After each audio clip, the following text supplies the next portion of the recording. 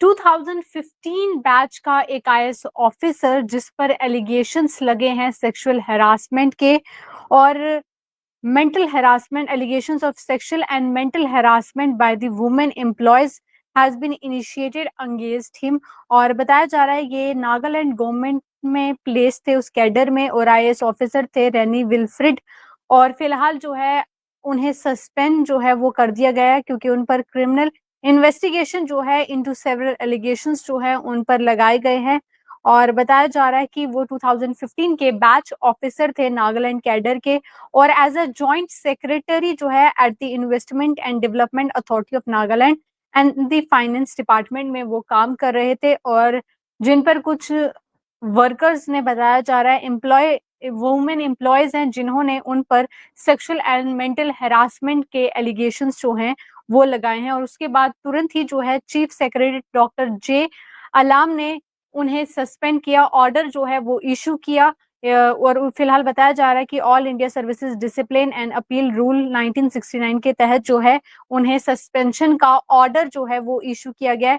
Wilfrid जो है वो 2015 बैच के ऑफिसर है नागालैंड कैडर के और एज अ जॉइंट सेक्रेटरी जो है वो investment and development authority of Nagaland and the finance department में काम कर रहे थे। और सस्पेंशन तभी आया जब एक फॉर्मल कंप्लेंट जो है Nagaland state commission for women 17 मार्च 2025 को रिसीव हुई अकाउंट फ्रॉम बहुत सारी वुमेन एम्प्लॉयज थी जिन्होंने उन पर ये एलिगेशंस लगाए हैं और एक्यूज विल्फ्रिड की डिमांडिंग की उन पर sexual favours in exchange for the salary hikes.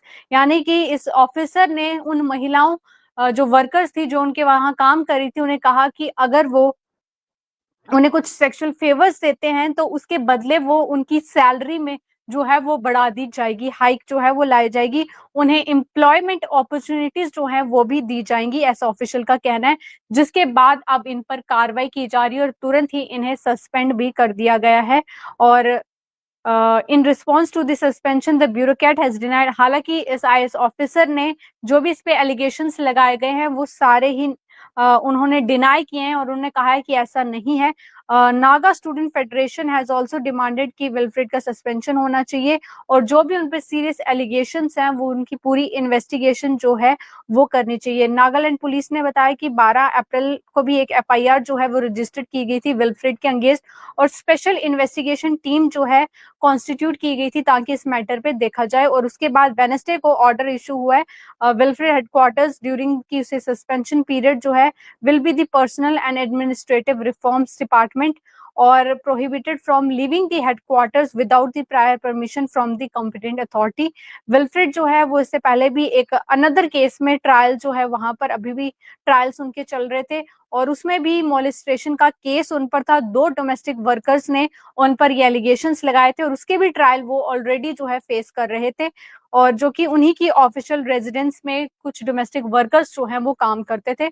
और ऑफिसर जो है बुक्ड इन कनेक्शन विद 2021 में भी एक केस जिसमें वो as a deputy commissioner deputy DC as a Nagaland district में एज अ डीसी थे और उस वक्त भी उन पर 2021 में एक केस जो है इसी कनेक्शन में बुक किया गया था। पर फिलहाल अब उन्हें तुरंत जो है सस्पेंड कर दिया गया है। बहुत हैरानगी की बात है जब इतने हाई लेवल के जो हमारा देश चलाते इस तरह के ऑफिसर्स जब इस तरह की हरकत करेंगे सोसाइटी में किस तरह का मैसेज आएगा।